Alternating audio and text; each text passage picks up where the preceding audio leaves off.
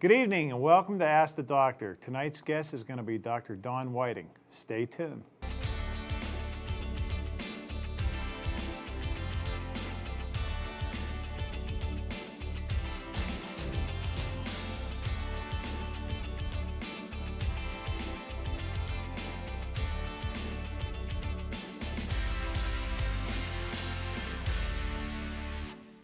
Dawn, welcome to the show.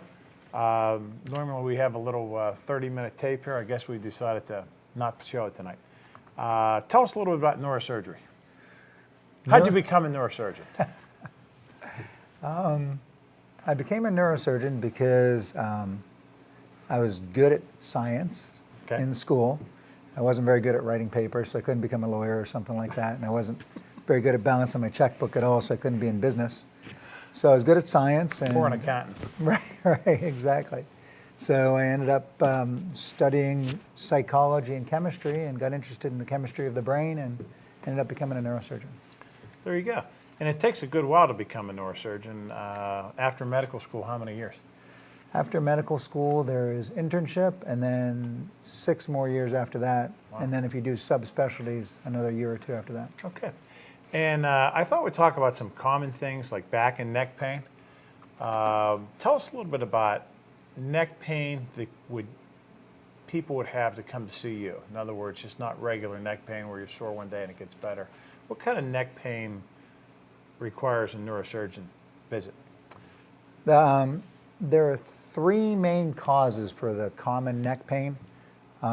Usually it's either muscular, bony, or nerve related.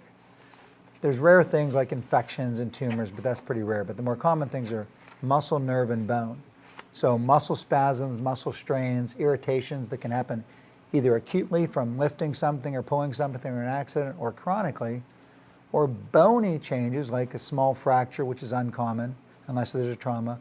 More commonly, arthritis or wearing down of the joints, because joints have smooth gliding surfaces when you're born that slowly wear down and you get bone rubbing on bone. As that happens, that creates pain.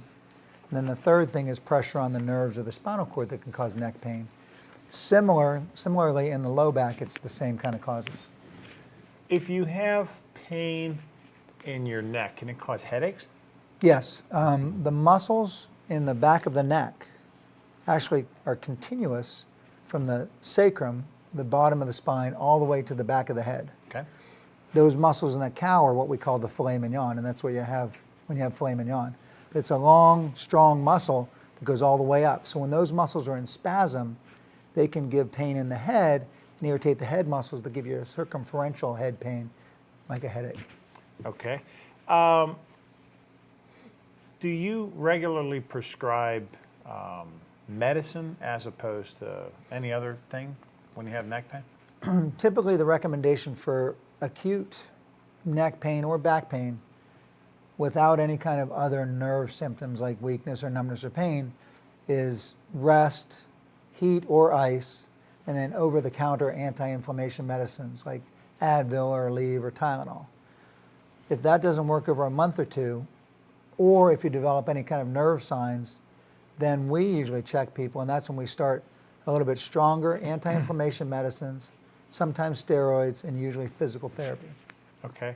Is it more common, because I know I started out on neck, but is it more common to have lower back pain or to have neck pain in your profession that you see? More commonly we see low back pain. Okay. And the reason is because we're upright beings, the years and years of all the pressure on the low back is a heavier pressure and more wear and tear than on the neck. The head weighs a little bit more than about 15, 20 pounds, depending on how big your brain is, I guess. Right. But that's a lot of weight on the neck, but there's even more weight on the low back. So there's more commonly wearing down there. Okay. Is it more men than women, young, old? It's variable. There's a small genetic component, but a lot of it is most commonly related to the lifestyle. It's not really the gender, but more the lifestyle. The more active a lifestyle, the more flexible the muscles are, the less commonly it happens. Okay. Because your muscles, the core muscles, the abdomen and back muscles support the spine. So the stronger and more flexible they are, the more the joints glide, and the less they grind, the less they wear down. The weaker they are, the more they grind and the faster they wear down. So people who stay kind of in shape, and I'm not talking about weightlifting, I'm talking about aerobics, yoga, things like that. Okay. That really is the best thing you can do to stay healthy. Okay, are there any activities you suggest more than others? Walking versus running, ellipticals, these sorts of things? Swimming is good. Swimming's very good because it Okay. takes all the stress off of your joints, but it's a very good aerobic exercise and it's good for all the muscles. And we usually recommend that. Running, jogging, those are all good, but if you don't do core strengthening and core stretching, that can be a problem too because that puts a lot of pounding on that area. Okay. Are there any age groups that you see as opposed to other age groups? Typically, everything becomes more common and more severe as you get older because your parts are wearing out and they're less resilient. When you're 18, you can get up and run a marathon without stretching or anything. But when you're 50, pretty much you have to get up and stretch just to get in your car in the morning because your muscles are so tight and stiff. So the older, the worse things are usually. Got it. If somebody has back pain that's going down their leg, take us through the diagnosis and how you evaluate a patient for that. Surely.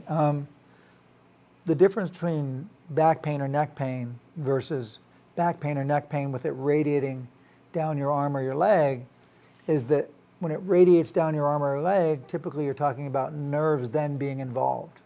When it's mainly in the back or the neck, it's usually muscular or bony. When it radiates down your leg or your arm, it's usually the nerve being irritated. The nerve can be irritated from direct pressure, like a bone spur or a herniated disc, or it can be irritated because the muscles are in spasm, causing the nerve to be irritated. And it can be irritated either in the spinal cord area, or it can be irritated after it leaves the spine in the muscular layer, like deep in the buttock or down the leg. So we try to pinpoint, based on the examination and the complaints, exactly where it's irritated. And then depending on that, that determines what we do as far as treatment. Okay.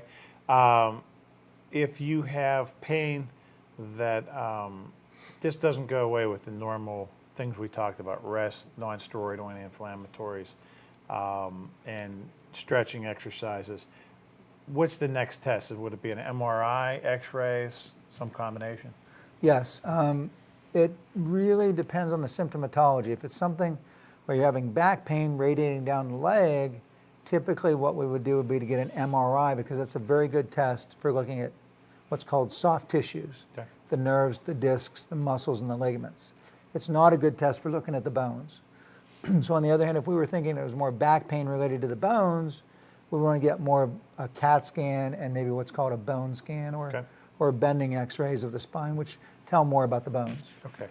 And tonight's guest, if you just tuned in, is Dr. Don Whiting. He's a board-certified neurosurgeon and works at Canonsburg and other hospitals in the West Penn health system. He's one of the guys that fixes you when you have a problem. Don, if you have an MRI, and let's say it shows a disc, take us through the treatment of this because surgery is not the first option, I take it. No. Okay. There's a treatment algorithm or a treatment pathway that we typically follow, and it really depends on the symptoms. So if you have back pain alone, then it's more medicines and therapy. But if you have back pain and leg pain and nerve pressure on an MRI, then a lot of times we like to try medicines and therapy as the first line of treatment. And then if that doesn't work, sometimes we'll even get you what's called steroid injections in the spine area by an anesthesia pain specialist. The combination of those things as well as the rest, like we talked about earlier, about 80% of the time will get those symptoms to go away. Because what happens is if you have a herniated disc, which is the cushion between the bones and the spine, a piece of that squirts out and pinches on the nerves. That disc is a water-containing cushion between the vertebrae that keeps it bouncy. And when it has a blood supply that keeps it full of water and hydrated. When it herniates, it tears away from that blood supply, so it will slowly dehydrate and shrink. Mm-hmm. So it will go away on its own as long as you can decrease the inflammation and get the symptoms to start to abate. So about 80% of the time, just with conservative therapies, it gets better. Okay. Or any conservative therapies, in other words, is it physical therapists, chiropractors, osteopaths, anybody or everybody kind of get in the same help frame? There are, when it comes to the therapy options as opposed to the medicine or injection options, there's a variety. There's physical therapy, there's chiropractic, which have similar ideologies. Chiropractors tend to have more of a manipulation along with heat and ultrasound and massage type of treatment program, whereas the therapists have more of a exercise strengthening process along with the heat, ultrasound, and therapies. So they have a similar ideology, do similar things in general. Sometimes when those typical things don't work, there's even an MD type of person called a physical medicine and rehab doctor, and their specialty is dealing with muscular and bony inflammation. So they sometimes can add different things like acupuncture, different medicines, different exercises. Sometimes there's even things you're doing in your lifestyle, either at work or at home, that are causing these things to keep recurring, and they can kind of help you manage your lifestyle as well. Okay. One of the things we tend to beat up on this show is smoking and how bad it is. Does that also contribute to back pain and neck pain? Yes. Not only does it give you cancer, but it also dries out your discs and makes the spine wear down faster. Oh, that's interesting. I'd never heard that. So is it because of the nicotine, or? It's because it causes the small vessels to shrink. Okay. And you get less of a blood flow and faster dehydration of the discs. Cool. So we have a friend, Steve, and Steve had some neck pain radiating to his arm for months. And we sent Steve to you, and you took care of him. What prompted, because it was, what was really cool, some of the stuff that you did, which is, he had a herniated disc in his neck. Can you take us through the new treatments for herniated discs in the neck that I didn't know about until I sent them to you? Sure. Well, in that particular case, he had tried the conservative therapies for a good amount of time and didn't get any improvement, and actually was having worsening symptoms. So then we talked about surgery.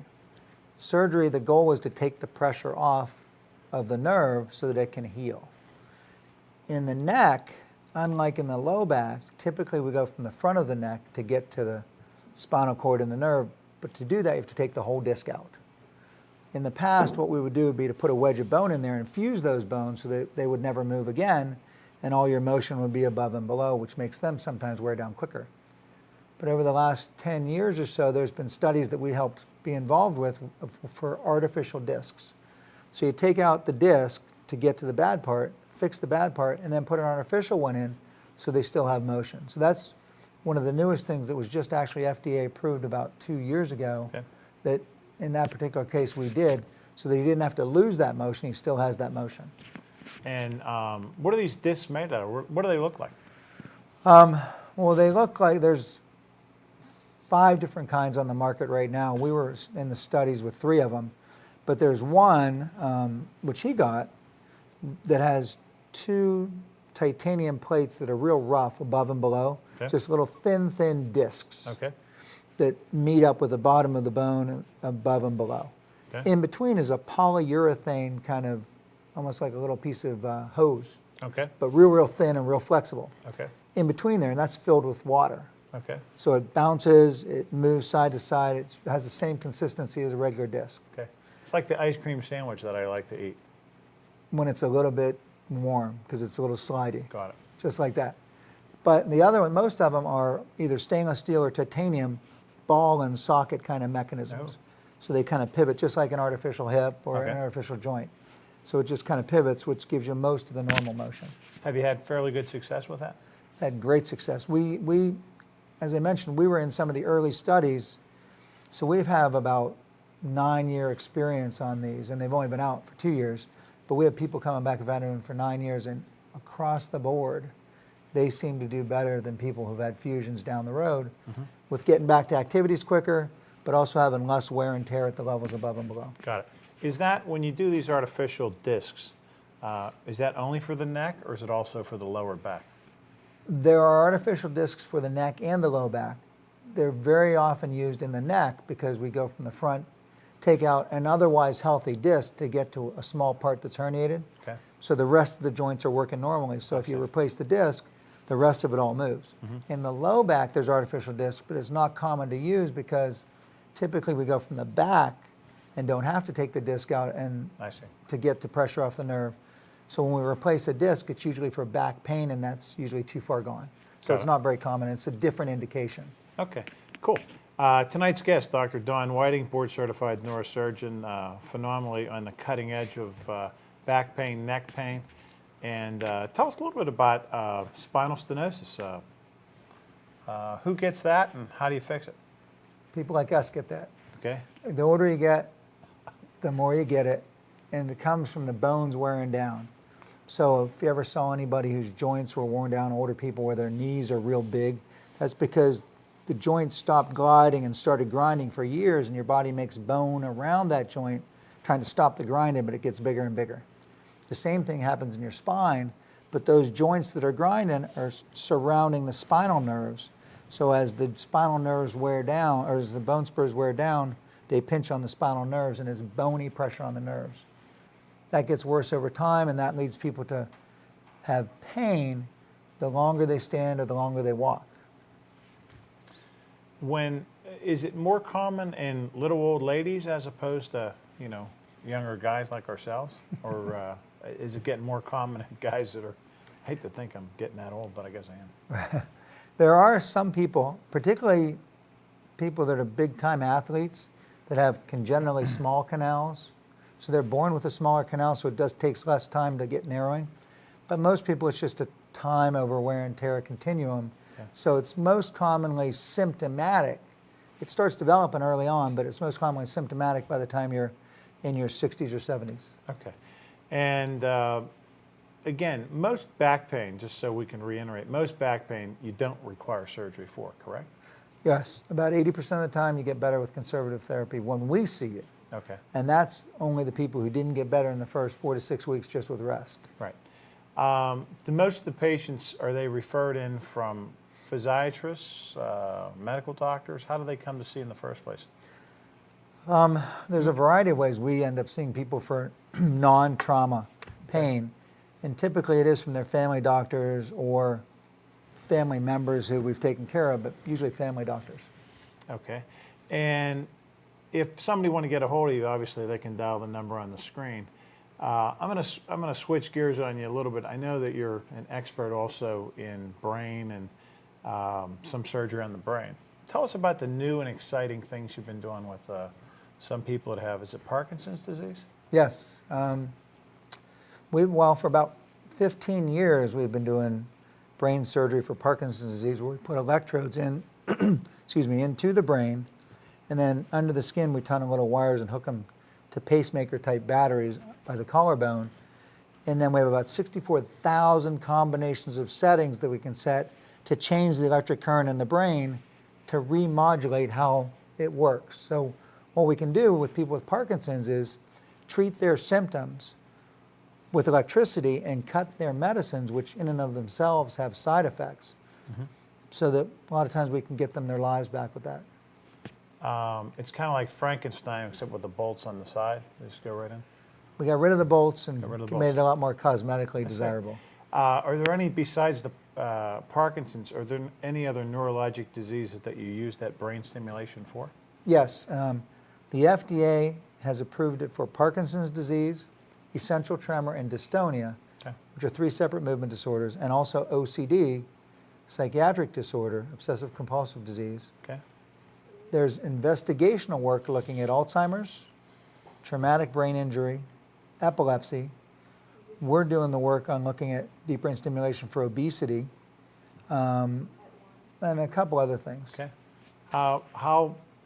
How big do you have to be? Does your BMI have to be a certain excessive level to get a brain stimulator for that? Because there's going to be a huge market for that. It's really only at a study level format, so that you can't Can't get in the study. get in the study right now. We're still looking at the data. Yeah. Be knocking the door down. Well, hope they don't send too many letters about that.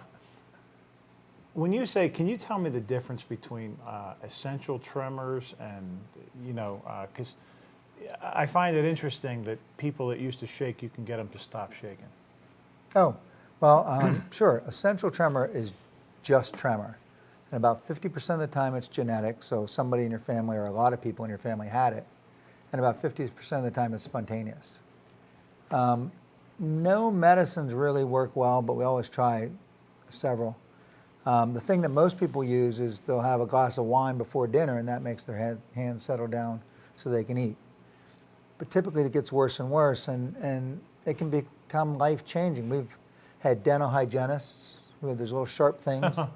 We've had security guards who carry guns. We've had a lot of people that their jobs wouldn't allow them to have a bad tremor, and we've done that, and you can get rid of the tremor most of the time. Now, that's a central tremor. Parkinson's disease has a tremor, but it's a resting tremor. Okay. So people at rest will have a tremor, but when they use their hand, it goes away. Their problem is rigidity or stiffness of the muscles, and freezing kind of locks their body up, even though their mind's working normally and they can think, they just can't make their body do what they want. Okay. And it's because there's certain fibers in the brain that are inhibiting those muscles when it normally should be relaxing them, and we can get in there and shut that circuit off.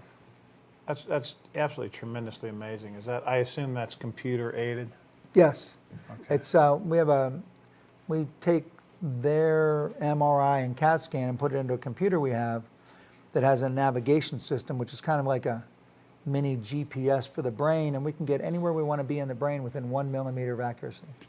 That's really wild stuff. Tonight's guest is Dr. Don Whiting, and we started talking about back pain, but I decided to switch into some other stuff, and it's just tremendously amazing. We're really on the forefront of neurosurgery, I would take it at this point. Yeah, yes. Deep brain stimulation is one of the cooler things that has a lot of potential uses, because it's kind of like having a furnace without a thermostat. It's just going to run and run and run. Mm-hmm. And that's what happens. Certain parts of the brain just lose their control. And then what we do is just put a thermostat in and regulate it. And a lot of times you can kind of reset that homeostasis. Okay. When you do this surgery, does it take long to do? It depends where you do it. It's done. We actually did a study looking at everybody in the world who does it, and how they do it, and the times they do it, and how long it takes. And the U.S. and Germany are more efficient than, say, France or Italy, because they're always taking wine breaks and smoke breaks. But it takes them about 2 or 3 times as long. And I'm not kidding. That's true. But on average, it takes us about 1.5 hours to 2 hours to do both sides of the brain, the whole surgery. Most people, it's a little bit longer, but in the U.S., an average is about 4 hours. Got it. You know, it's guests like this that keeps this show from being syndicated. You realize that? At least in Europe. Oh, Lord, I tell you. Okay, yes, thanks.